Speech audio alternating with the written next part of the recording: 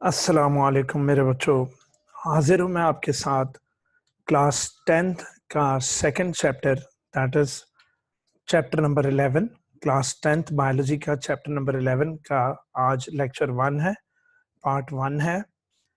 अच्छा, इस चैप्टर का नेम है जी होम्योस्टैसिस। ठीक, इस चैप्टर का नेम क्या है बेटा? होम्योस्टैसिस।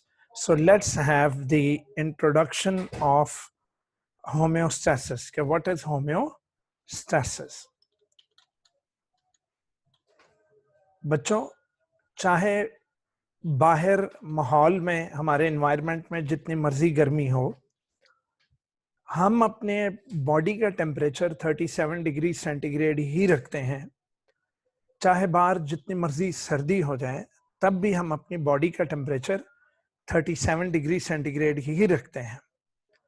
आपने नोट किया होगा कि अगर आप पानी ज्यादा पी लें तो यूरिन ज्यादा आता है, और अगर पानी कम पिए तो बॉडी यानी हमें थर्स्ट फील होती है कि हम पानी पिए।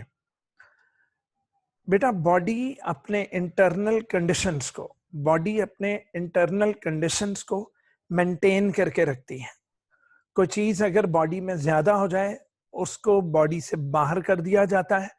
अगर बॉडी में कमी हो जाए तो बॉडी उसका इनटेक करने की कोशिश करती है, जिस चीज की उसमें कमी हो। तो what is homeostasis? Homeostasis is defined as the maintenance, maintain करके रखना। किसका? इंटरनल कंडीशंस का, एट इक्विलिब्रियम, एक खास रेंज के अंदर। बेटा, एक खास रेंज में हमारी बॉडी अपने आप को एक खास रेंज में रखती है। हमारी बॉडी ने अपने लोअर लिमिट और अपने अपर लिमिट्स को मुकर्रर किया हुआ है। उसी लिमिट के अंदर अंदर बॉडी रहती है, एक खास रेंज में रहती है। तो internal conditions of the body remains at equilibrium. ठीक, यानी कि इक्वल रहते हैं, एक जैसे रहते हैं, डिस्पाइट, बावजूद इसके कि changes in the external environment हो। बावजूद इसके कि एक्सटर्नल एनवायरनमेंट में जैसी मर्जी चेंजेस आ रही हों, उसके बावजूद बॉडी अपने इंटरनल कंडीशंस को इक्विलिब्रियम पर रखती है। बॉडी अपने इंटरनल कंडीशंस को इक्विलिब्रियम पर रखती है। For example, the core temperature of the human body, हमारी ह्यूमन बॉडी के अंदर का जो टेम्परेचर है वो कांस्टेंट रहता है बेटा 37 डिग्री सेंटीग्रेड पर, डिस्पाइट, बावजूद इसके कि सराउंडिंग टेम्परेचर में फ्लक्चुएशंस हो रही हों। अगर आप एसी वाले कमरे में बैठे हुए हैं तब भी आपकी बॉडी का कोर टेम्परेचर 37 डिग्री सेंटीग्रेड रहेगा, और अगर आप उस एसी वाले कमरे से निकलकर बाहर एकदम गर्मी में आ गए हैं तब भी आपकी बॉडी अपना कोर टेम्परेचर 37 डिग्री सेंटीग्रेड ही रखेगी। तो मेरे बच्चों, the core temperature of the human body remains constant, remains at equilibrium at about 37 degree centigrade. वैसे जो रेंज है वो है 36 डिग्री सेंटीग्रेड से 38 डिग्री सेंटीग्रेड के दरमियान। इसी के दरमियान रहता है बॉडी का टेम्परेचर। अच्छा, अब अगर मैं कोई एक फिक्स नेम ले लूं, फिक्स कोई वैल्यू बता दूं तो वो भी ज्यादती होगी। फिक्स नहीं रहता, लेकिन एक रेंज होती है, उस रेंज के अपर और लोअर लिमिट को छूता रहता है। ठीक है जी। तो जनाब, fluctuations in the surrounding air temperature. एक और एग्जांपल आई, कहता है अब सिमिलरली जितना मर्जी आप मीठा खा लें, the blood glucose level remains about 1 gram per litre. 1 litre of blood में ग्लूकोज का लेवल 1 ग्राम ही रहेगा, जितना मर्जी आप मीठा खा लें या ना खाएं। अच्छा, ये मैं नॉर्मल लोगों की बात कर रहा हूँ, लेकिन डायबिटिक पेशेंट्स अगर मीठा खा लेंगे 1 ग्राम से ऊपर हो जाएगी उनकी शुगर का लेवल, और अगर वो मीठा नहीं खाएंगे, यानी अगर वो बहुत ज्यादा परहेज करेंगे तो 1 ग्राम से नीचे भी जा सकती है। तो बीमार लोगों की असल में होम्योस्टैसिस ही की प्रॉब्लम होती है। जब बॉडी अपना होम्योस्टैसिस नहीं रख पाती तो उसी को हम कहते हैं कि हम बीमार रहे हैं। फॉर एग्जाम्पल कि अगर कोई हमें बीमारी हो तो डॉक्टर्स कहते हैं कि आप अपने बॉडी के यानी ब्लड के को टेस्ट करवा के आए। तो जब आप ब्लड टेस्ट करवाते हो तो जब उसकी रिपोर्ट आती है तो कुछ केमिकल्स के नेम्स लिखे होते हैं, साथ लिखा होता है नॉर्मल वैल्यू और साथ लिखा होता है योर्स वैल्यू। अच्छा, अब नॉर्मल वैल्यू एक खास रेंज में होती है, upper limit and lower limit. अगर उस लिमिट के अंदर अंदर आपके टेस्ट की रिपोर्ट है तो आप नॉर्मल हैं, लेकिन अगर आपकी बॉडी में केमिकल्स बढ़े हुए हैं या फिर केमिकल्स घटे हुए हैं तो तब आप बीमारी का शिकार होते हैं।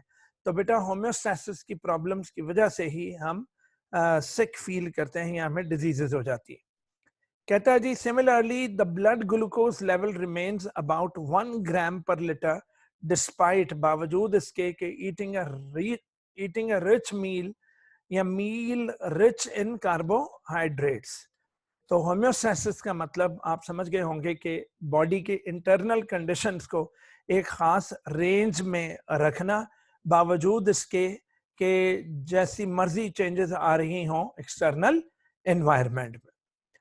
होम्योस्टैसिस की इंपॉर्टेंस क्या है बेटा? होम्योस्टैसिस की इंपॉर्टेंस में पढ़ते हैं कि body cells need the internal environment in which conditions do not change much.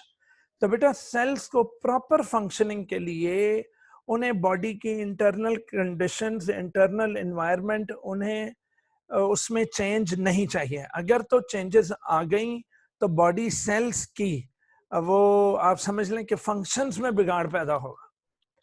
The stable internal conditions, homeostasis करके जब वो स्टेबल इंटरनल कंडीशंस रखते हैं तो these conditions are so much important for the efficient functioning of the enzymes. तो remember that कि अब आपको मालूम है कि हमारे एंजाइम्स हमारे लिए कितने इंपॉर्टेंट हैं।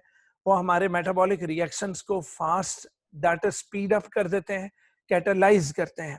तो अगर स्टेबल इंटरनल कंडीशंस हम उन्हें देंगे तो वो एफिशिएंट फंक्शनिंग उनकी हो सकेगी, और अगर हम उनको स्टेबल कंडीशंस नहीं देंगे एंजाइम्स मोस्टली डीनेचर हो जाएंगे।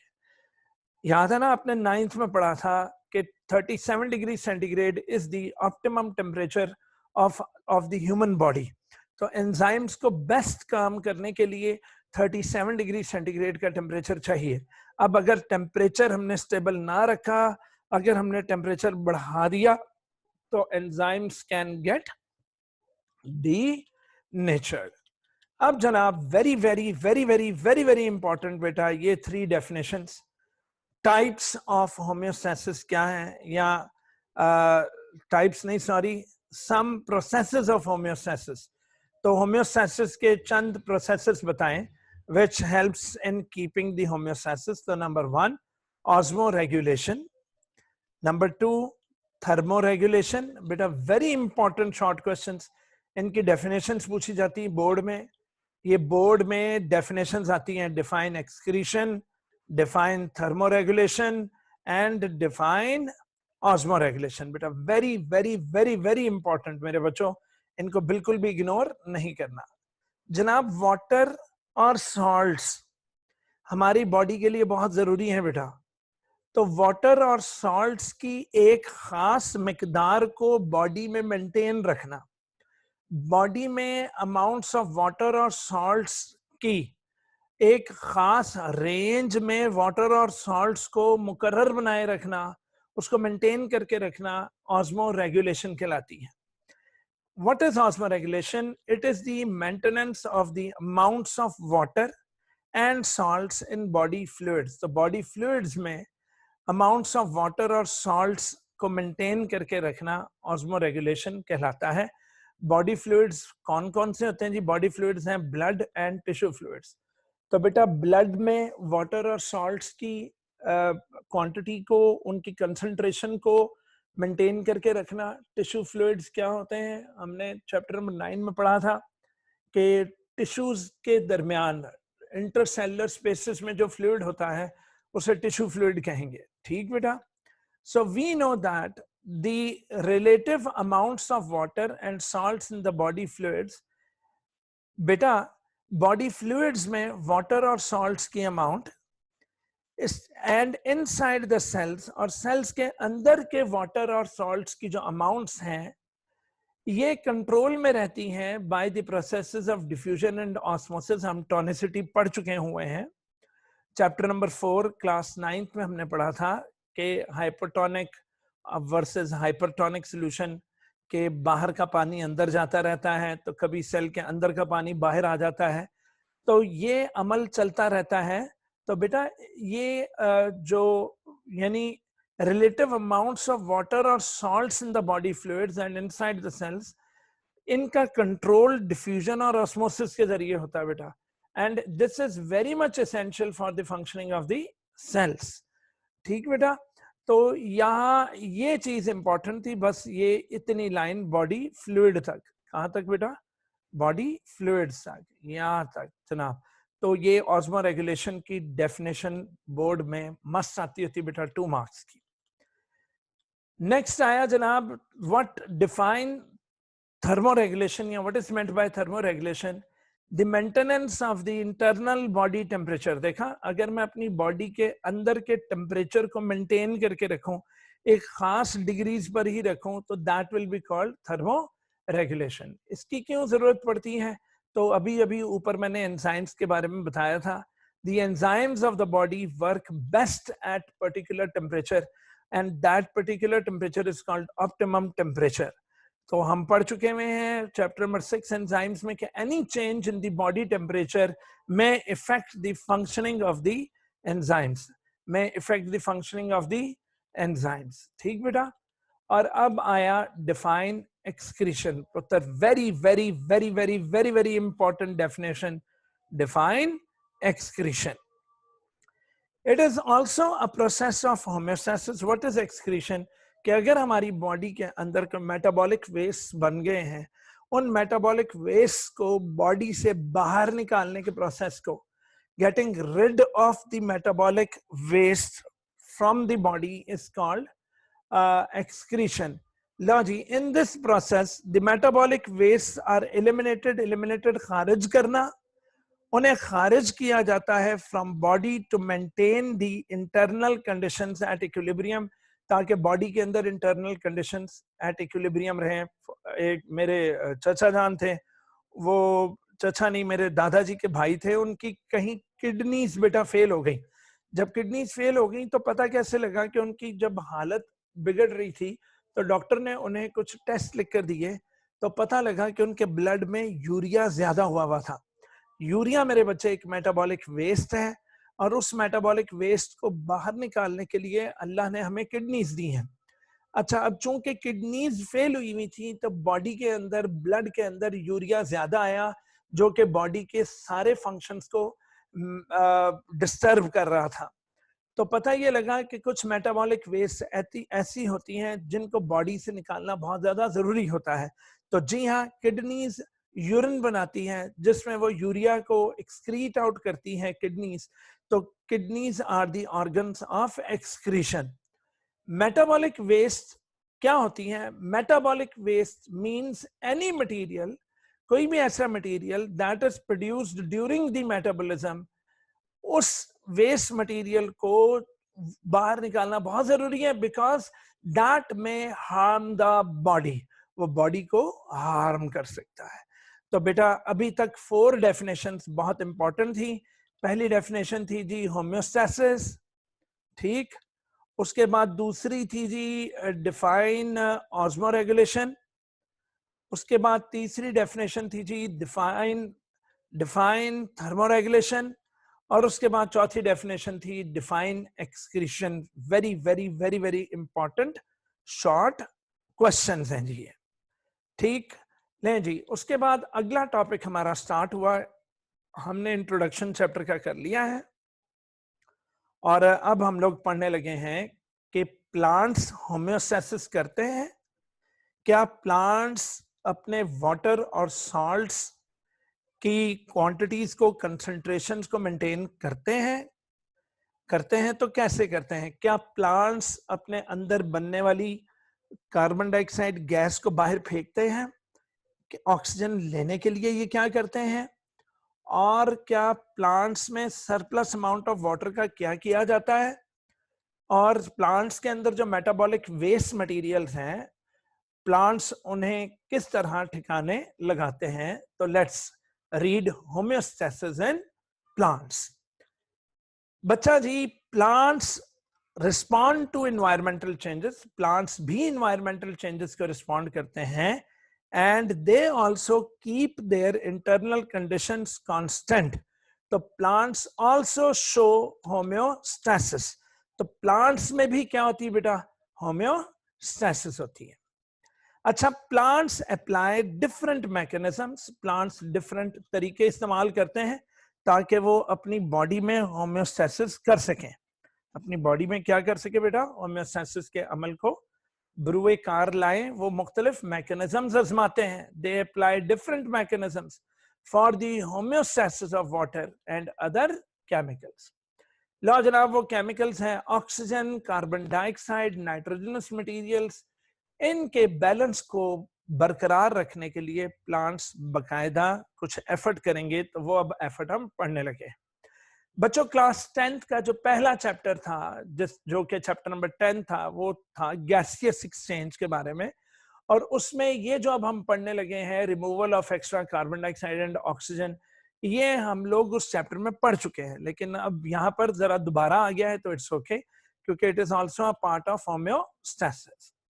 दिन के वक्त बेटा, दिन के वक्त ये बात मैं सिर्फ लीव्स के मीजोफिल सेल्स की बात कर रहा हूं, ठीक? या वो वाले सेल्स जो फोटोसिंथेसिस शो करते हैं।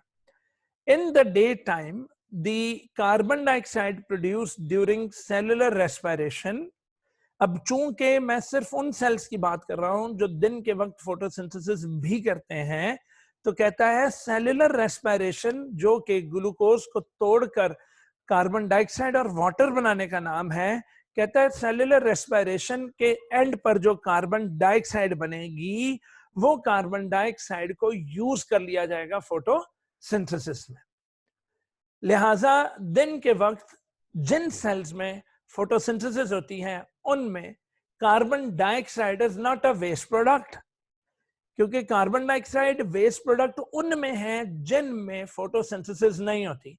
तो फिर कार्बन डाइऑक्साइड बनेगी, सेल को उससे कोई काम नहीं है, उसको बाहर निकलना होगा।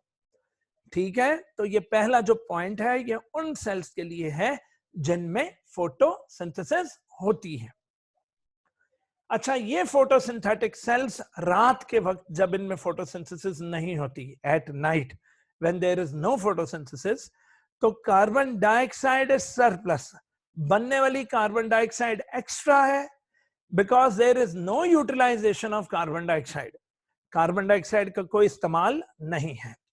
लिहाजा बेटा, सुबह शाम वो वाले सेल्स जिनमें फोटोसिंथेसिस नहीं होती, उनके लिए वर्ड सुबह शाम में इस्तेमाल करूंगा, और जिन सेल्स में फोटोसिंथेसिस होती हैं, उनके लिए सिर्फ मैं शाम यानी कि रात का वक्त इस्तेमाल करूंगा, कि रात के वक्त कार्बन डाइऑक्साइड सरप्लस है फोटोसिंथेटिक सेल्स में, जबकि 24 घंटे कार्बन डाइऑक्साइड सरप्लस है उन सेल्स में जिनमें फोटोसिंथेसिस नहीं होती।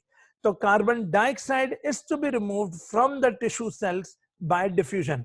कार्बन डाइऑक्साइड को डिफ्यूजन के जरिए बाहर निकलना होगा।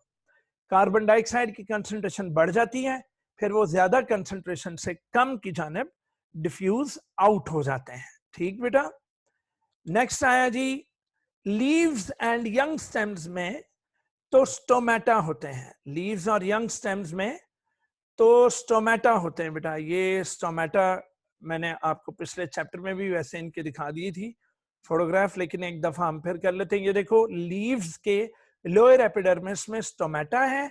तो स्टोमेटा के जरिए कार्बन डाइऑक्साइड को बाहर निकाल दिया जाता है रात के वक्त, और ऑक्सीजन अंदर ले ली जाती है। लेकिन रात के वक्त का वर्ड सिर्फ उनके लिए है जिनमें फोटोसिंथेसिस होती है, और 24 घंटे का वर्ड उनके लिए है जो फोटोसिंथेसिस नहीं करते। वो 24 घंटे वो वाले सेल्स हमारी तरह ही हैं, कार्बन डाइऑक्साइड निकालते हैं और ऑक्सीजन लेते हैं।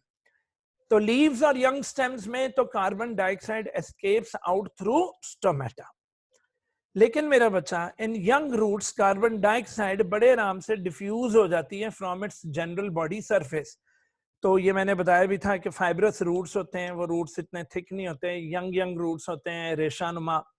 उन रेशानुमा रूट्स की जो एपिडर्मिस होती है वो बड़ी ही थिन होती है, तो वो बड़े आराम से अपनी सरफेस से कार्बन डाइऑक्साइड को निकालते रहते हैं और ऑक्सीजन लेते रहते हैं। ठीक है बेटा, तो specially through root hairs, specially through what, root hairs. ले जी, ऑक्सीजन इज प्रोड्यूस्ड, देखा, in mesophyll cells only during day time. अब आया है हमारा ऑथर, हमारा राइटर उस जगह, उस पॉइंट पर जो मैंने आपको बताया कि दिन के वक्त मेसोफिल सेल्स में जिनमें फोटोसिंथेसिस होती है, उनमें फोटोसिंथेसिस की वजह से ऑक्सीजन एक वाफर प्रोडक्ट है, ऑक्सीजन एक फालतू प्रोडक्ट है। तो बेटा, तो oxygen is as a by product. बेटा, बाय प्रोडक्ट का मतलब होता है which is none of any use. अच्छा, ऑक्सीजन का थोड़ा सा यूज तो होता है सेलुलर रेस्पिरेशन में, लेकिन बहुत ज्यादा उसकी कंसंट्रेशन एक्स्ट्रा हो जाती है। ठीक है, as a by product of the photosynthesis. लेकिन फोटोसिंथेसिस के प्रोसेस के हवाले से ऑक्सीजन बाय प्रोडक्ट है, none of any use. Well जनाब, after its utilisation in the cellular respiration, देखा, उस ऑक्सीजन की थोड़ी सी मिकदार को यूज करके, यानी उसको तो यूज कर लिया जाता है इन द लीफ सेल्स, और बाकी की जो एक्स्ट्रा मिकदार है ऑक्सीजन की, it is removed, the extra amount of oxygen is removed through stomata. Done. तो ये हमारी पहली हेडिंग होगी जी, होम्योस्टैसिस इन प्लांट्स की पहली हेडिंग हो गई, खत्म हुई, removal of extra carbon dioxide and oxygen. मेरे बच्चों को ये सारे पॉइंट्स लिखने हैं। अच्छा, बच्चे पॉइंट्स नहीं लिखते, यहाँ टीचर्स बस आते हैं, बोर्ड पर समझाकर चले जाते हैं, ऊपर ऊपर से मेन पॉइंट्स डिस्कस करके, और जब आप पेपर में नहीं लिखते तो फिर पेपर में मार्क कर रहे होते हैं कि तुम ये भूल गए, तुम ये भूल गए। मेरा बच्चा, आपने 6 के 6 पॉइंट्स लिखने हैं अगर आपने 60 आउट ऑफ 60 मार्क्स की गारंटी लेनी है तो। लो जी, रिमूवल ऑफ एक्स्ट्रा वाटर। बच्चों, we know that plants obtain water from the soil. बेटा जी, प्लांट्स सॉइल से वाटर ऑब्टेन करते हैं थ्रू रूट्स। अच्छा, इस वाटर का वो यूज कर ले, अच्छा, इस वाटर को वो बॉडी में यूज तो करते ही हैं। अच्छा, एक तो वो पानी ले लेते सॉइल से, और दूसरा उनमें पानी प्रोड्यूस होता रहता है हर सेल के अंदर ड्यूरिंग सेलुलर रेस्पिरेशन। तो जी हाँ, रेस्पिरेशन क्या थी? Break down of glucose into carbon dioxide, water and energy. तो वाटर बना सेलुलर रेस्पिरेशन के दौरान। तो सुनो जी, एक्स्ट्रा वाटर प्लांट में कैसे आता है, तो सुन लें। पहला तरीका यह है कि प्लांट्स हर वक्त सॉइल से वाटर ऑब्टेन करते रहते हैं, और नंबर 2, प्लांट्स के सेल्स 24 घंटे सेलुलर रेस्पिरेशन के दौरान क्या बनाते रहते हैं? वाटर बनाते रहते हैं।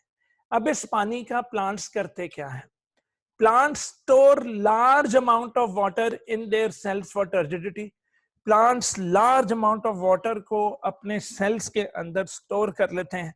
हमने पढ़ा भी हुआ है कि जब सेल्स अपने वैक्यूल के अंदर वाटर भर लेंगे तो वैक्यूल पानी के साथ फूल जाएगा, फिर वैक्यूल जोर लगाएगा, साइटोप्लाज्म को पुश करेगा टुवर्ड्स पेरिफेरी, टुवर्ड्स बाउंड्री, और जोर लगाएगा सेल वॉल की जानिब। तो उस वक्त उस तने हुए सेल को हम टर्जिड सेल कहते हैं। तो टर्जिडिटी बहुत जरूरी है प्लांट्स के लिए। ठीक है जी, तो it makes their cells turgid. लेकिन बेटा, जो एक्स्ट्रा वाटर है उसका क्या करें? तो extra water is removed from the plant body by transpiration. अब बेटा, ट्रांसपायरेशन भी हमने चैप्टर नंबर 9 में पढ़ लिया था। ये देखें बेटा, दिन भर प्लांट किस में रहता है? सनलाइट में, गर्मी में। जब सूरज की गर्मी पड़ती है किस पर? प्लांट्स के एरियल पार्ट्स के सरफेस पर, तो बेटा उनके अंदर का पानी इवेपोरेट हो जाता है, लिक्विड से गैस बनकर तो बाहर निकलता रहता है। तो जनाब, एक्स्ट्रा अमाउंट ऑफ वाटर जो है वो इस तरह फ्रॉम द सरफेस इवेपोरेट होता रहता है, फ्रॉम द सरफेस इवेपोरेट। तो बेटा, the loss of water in the form of vapors from the surface of the aerial parts of the plant is called transpiration. तो जनाब, ट्रांसपायरेशन, तो extra water is removed from the plant body by transpiration. अच्छा भाई, दूसरा तरीका है बेटा guttation. बेटा, very very very very very very important short question.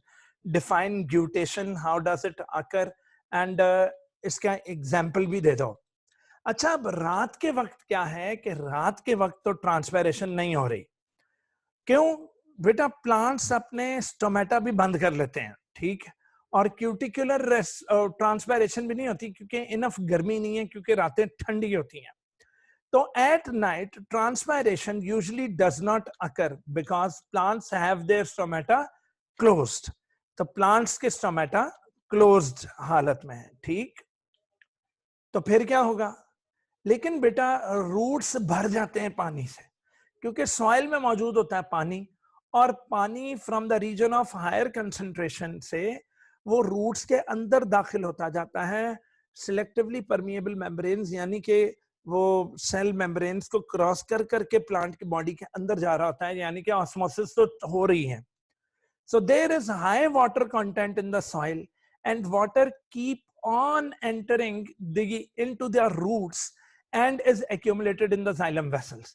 अब वो xylem vessels में भर जाता है. अब मेरा बच्चा जो छोटे छोटे पौधे हैं, फॉर एग्जाम्पल छोटे छोटे पौधे जैसे ग्रासेस हैं जिनमें इतनी हाइट्स नहीं है, तो some plants such as grasses इस जमाशुदा पानी को क्या करते हैं कि वो फोर्स आउट कर देते हैं कि पानी तो निकल यहां से बाहर. तो बेटा इनके पत्तों के अंदर स्पेशल पोर्स होते हैं, स्पेशल ग्लैंड्स होते हैं, जिन्हें हाइडाथोड्स बोलते हैं. क्या बोलते हैं बच्चे? हाइडाथोड्स. तो बेटा this water, extra water is forced out through the special pores present at the leaf tips या edges, and this water makes drops. तो ड्रॉप पानी के ड्रॉप्स बन जाते हैं बेटा, और वो ड्रॉप्स की शक्ल में फिर पानी बाहर निकलता है. तो मैं अपने बच्चों को दिखा देता हूं, ये देखो. तो ये लीफ के जो मार्जिन्स हैं, इन मार्जिन्स के टिप्स पर यानी इनकी एजेस पर क्या है? स्पेशल ग्लैंड्स हैं, स्पेशल पोर्स हैं, जिनमें से वाटर ड्रॉप्स की शक्ल में बेटा बाहर निकल रहा होता है. इस प्रोसेस को ग्यूटेशन कहते हैं. इस प्रोसेस को क्या कहते हैं बेटा? ग्यूटेशन. तो ग्यूटेशन क्या है? Loss of water in the form of water drops. Transpiration है loss of water in the form of vapours. Guttation है loss of water in the form of droplets.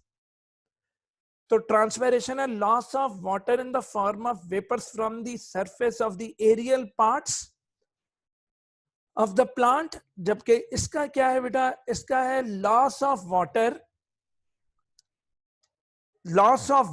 in the form of water droplets from through the special pores present at the leaf tips or edges done of the plants. तो मेरा बच्चा ये आ गया. What is guttation? The appearance of the drops of water on the tips or edges of the leaves is called guttation. तो बेटा guttation loss of water in the form of vapors नहीं है.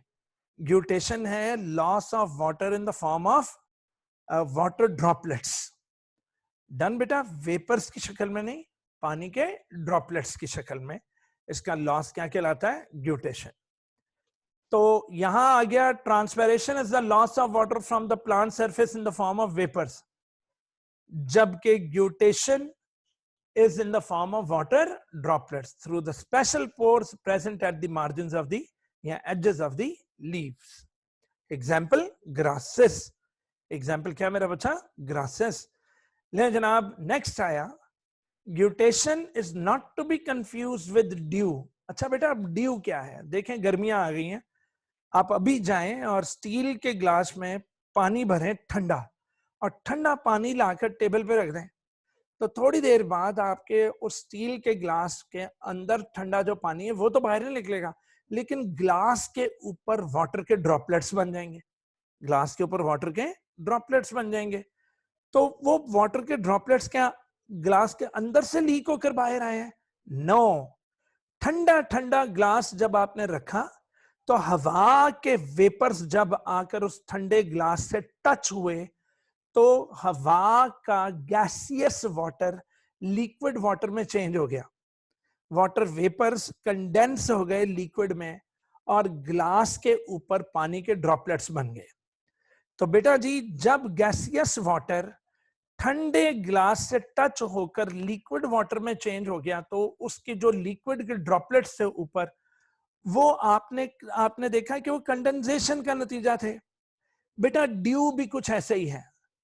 पत्ते होते हैं ठंडे, तो जब हवा के वाटर वेपर्स आकर पत्तों से टच होते हैं तो ठंडक की वजह से हवा में मौजूद नमी, हवा में मौजूद वेपर्स ठंडे पत्तों से टच होकर कंडेंस होकर पानी के ड्रॉपलेट्स बना देती है at the surface of the leaves. तो अगर तो वाटर हवा वाला कंडेंस हुआ है तो उसको ड्यू बोलोगे, उसको ड्यू बोलोगे।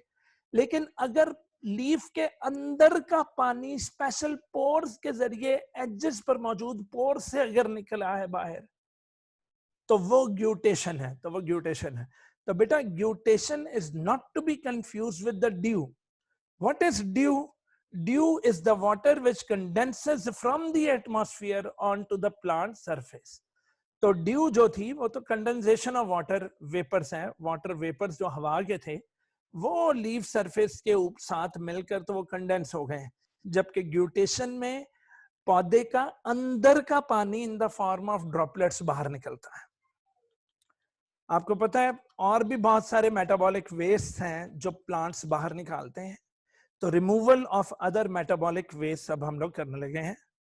कहता है जनाब प्लांट्स अपने अंदर जो नाइट्रोजनस वेस्ट हैं, जो मेटाबॉलिक वेस्ट हैं, जो मेटाबॉलिज्म के दौरान कोई अगर कोई केमिकल्स बनते हैं तो प्लांट्स उन केमिकल्स को अपने अंदर डिपॉजिट कर लेते हैं। बेटा plants deposit many metabolic waste in their bodies.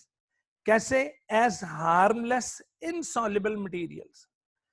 उन मटेरियल्स को चेंज कर लेंगे, अगर तो वो हार्मफुल हैं उन्हें हार्मलेस में चेंज करके अपनी बॉडी में स्टोर कर लेंगे, अपनी बॉडी में स्टोर कर लेंगे। फॉर एग्जाम्पल बच्चे कैल्शियम ऑक्सलेट की क्रिस्टल्स हैं। Calcium oxalate is deposited in the form of crystals in the leaves and stems of many plants. Example tomato. लो जी, तो टोमेटो यानी कि ये टमाटर के पौधा जो है वो अपने अंदर बनने वाली वेस्ट मटेरियल्स को कैल्शियम ऑक्सलेट में चेंज कर लेता है और फिर ये कैल्शियम ऑक्सलेट जो है इसको प्लांट अपने लीव्स में या अपने स्टेम्स के अंदर एज हार्मलेस मटेरियल के तौर पर अपने अंदर स्टोर कर लेता है। इजी बच्चा? अच्छा, अब याद रखो कि बहुत सारे पौधे अपने वेस्ट मटेरियल्स को पत्तों के अंदर स्टोर कर लेते हैं और जब पतझड़ का मौसम आता है, दैट इज ऑटम सीजन, तो वो अपने पत्तों को शेड ऑफ करके they get rid of those metabolic waste. लेकिन याद रखें कि लीव्स का प्राइमरी फंक्शन फोटोसिंथेसिस ही है, लेकिन रिमूवल ऑफ वेस्ट प्रोडक्ट्स उसका प्राइमरी फंक्शन नहीं, उसका सेकेंडरी फंक्शन के तौर पर आप ले सकते हैं। ठीक है? तो बच्चों the removal of excretory products is a secondary function of the leaf, is the secondary function of the leaf fall. तो प्राइमरी फंक्शन जो लीफ का है वो फोटोसिंथेसिस ही है, लेकिन उस लीव्स में इंटरसेलुलर स्पेसेस में वो क्रिस्टल्स की शक्ल में इन वेस्ट प्रोडक्ट्स को बेटा जमा कर लेते हैं और जब जरूरत पड़ती है तो वो शेड ऑफ करके they get rid of these metabolic waste. बच्चा अगर लीव्स आर नॉट शेड, अगर ये लीव्स शेड नहीं हुए, अगर लीव्स नहीं झड़े, the calcium oxalate just remains as harmless crystals in the leaves। तो कोई बात नहीं, कैल्शियम ऑक्सलेट को नुकसान नहीं पहुंचाएगा, क्योंकि मैंने आपको बताया कि कैल्शियम ऑक्सलेट एक हार्मलेस वेस्ट प्रोडक्ट है, वो लीव्स के अंदर पड़े रहें, इट्स ओके, डन। तो नेक्स्ट पॉइंट आया कि जी इन ट्रीज, जो trees which shade there leaves yearly, जो हर साल अपने पत्तों को झड़ देते हैं, उनके पत्ते झड़ जाते हैं, तो बेटा उनके एक्सक्रीटरी प्रोडक्ट्स भी लीफ फॉल के दौरान झड़ जाते हैं। उनके वेस्ट प्रोडक्ट्स जो कि लीव्स में होते हैं वो पत्तों के साथ ही गिर जाते हैं बॉडी से। बेटा जी very very very very important. अच्छा, ये कैल्शियम ऑक्सलेट की क्रिस्टल्स में आपको दिखा दूं जरा कि किस तरह, ये देखें, ये कैल्शियम ऑक्सलेट के क्रिस्टल्स हैं और अगर कुछ और इसके सैंपल देखे जाएं तो कैल्शियम ऑक्सलेट की क्रिस्टल्स जी, हाँ यही थी मेरा ख्याल, 1 मिनट जी, यही थी। ठीक है बेटा, तो अब हम देखते हैं कि कोई दूसरे प्रोडक्ट्स जो कि अपना वेस्ट प्रोडक्ट्स हैं प्लांट्स में, वो कौन से हैं। ठीक बेटा, तो वो हैं जनाब बेटा very very very very very very very very very very important MCQs, Allah अकबर, मस्ट आते होते हैं कि resins are the waste products which are excreted out by which trees. तो मेरे बच्चों ने निशान लगाना जी, कॉनीफेरस ट्रीज, कॉनीफेरस ट्रीज। तो आइए आपको रेजन्स दिखाते हैं। ये है जी रेजन्स। तो बेटा ये रेजन्स देख रहे हैं आप, ये एक बहुत गाढ़ा सा मटेरियल, कॉनीफेरस ट्रीज मतलब जिम्नोस्पर्म्स के जो ट्रीज हैं, जो कि नेकेड सीडेड प्लांट्स हैं, वो इस तरह का मटेरियल बेटा निकालते हैं जिन्हें साइंटिस्ट बॉटनिस्ट कहते हैं कि ये वेस्ट प्रोडक्ट्स हैं। ठीक है, so these are resins, these are resins. बेटा ये याद कर लें, resins are excreted out by which of the following. तो coniferous trees is the answer, coniferous trees. Number 2, gums waste products हैं जो कीकर का प्लांट निकालता है, गम्स। ठीक, तो गम्स क्या है जी, तो गम्स आ गई, ये देखें, दिस इज गम। तो ये कीकर का दरख्त क्या निकाल रहा है बेटा, ये गम है। सो दिस इज गम। तो ये गम्स भी क्या है, एक्सक्रीटरी वेस्ट प्रोडक्ट्स हैं। ठीक है जी, नेक्स्ट आया लेटेक्स। तो latex is the waste metabolic material which is excreted out by rubber plant, by rubber plant. तो ये आपको दिखा देते हैं, ला जी, ये देखो, ये लेटेक्स बाहर निकल रहा है, रबर प्लांट है। रबर प्लांट पे आप हल्की सी कोई जरब लगाएं, कोई छोटी सी चोट लगाएं, इसके अंदर से ये लेटेक्स निकलेगी जो इस बाल्टी में जमा होने के बाद रबर में कन्वर्ट हो जाएगा। डन, तो latex is a form of rubber. Done बच्चों, तो latex is excreted out by rubber plant. तो रेजन्स क्या कौन सिक्रीट करते हैं बोलिए, कॉनीफेरस ट्रीज। गम्स कौन सिक्रीट करते हैं, कीकर के दरख्त। और लेटेक्स कौन बेटा निकालते हैं, रबर प्लांट। कौन, रबर प्लांट। जबकि लास्ट आया जी म्यूसिलेज। क्या मेरे बच्चे, म्यूसिलेज। तो म्यूसिलेज करते हैं ये देखें, ये एक प्लांट है बेटा जो कार्निवोरस है। कार्निवोरस से मुराद इंसेक्ट ईटिंग प्लांट्स। तो ये 10th के हमारे लास्ट चैप्टर्स में से आएगा, कि उसके अंदर हम इनकी डिटेल पढ़ेंगे। कुछ ऐसे प्लांट्स हैं जो इंसेक्ट्स को खाते हैं बेटा। इंसेक्ट्स को पकड़ने के लिए ये देखें, ये उन्होंने म्यूसिलेज निकाली हुई। म्यूसिलेज एक स्टिकी सब्सटेंस होती है। तो साइंटिस्ट बॉटनिस्ट कहते हैं कि this is what, it is the excretory material, it is what, excretory material. अच्छा, और अगर आप ये देखो, दिस इज आल्सो म्यूसिलेज। तो ये भी ये म्यूसिलेज निकली हुई है। तो म्यूसिलेज पाई जाएगी किसमें, carnivorous plants and lady finger. आज ही भिंडी एक सुबह बाजार से लाए, भिंडी को काट कर देखें तो आपके हाथों पर जो चिपचिपी सा मटेरियल लगेगा, दैट इज म्यूसिलेज। बेटा फिर ना कहना खबर ना हुई। वेरी इंपॉर्टेंट एमसीक्यूज हैं कि mucilage is excreted out bye, come on, carnivorous plants and ladyfinger, latex by rubber plant, and gums by कीकर and resins by coniferous trees। तो बेटा इसके साथ ही आज का लेक्चर आपका खत्म हुआ, और ये हमने क्लास 10th का चैप्टर नंबर 11 जिसका नेम होम्योस्टैसिस है, उसका आज लेक्चर नंबर 1 हमने कंप्लीट किया है।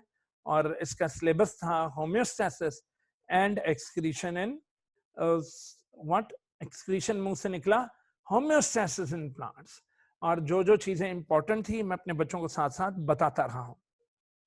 तो मेरा बेटा, अगर आपको मेरी अंडरस्टैंडिंग होती है, चैनल को सब्सक्राइब करें, और वीडियो देखने के बाद लाइक जरूर किया करें, और बेल आइकॉन का बटन भी दबाएं, ताकि जब भी मैं वीडियो अपलोड करूं आपको यूट्यूब वाले आपको जो है वो खबरदार करें, बल्कि आपको नोटिफिकेशन भेजें कि जनाब आपका लेक्चर आ चुका है, now it's time to study.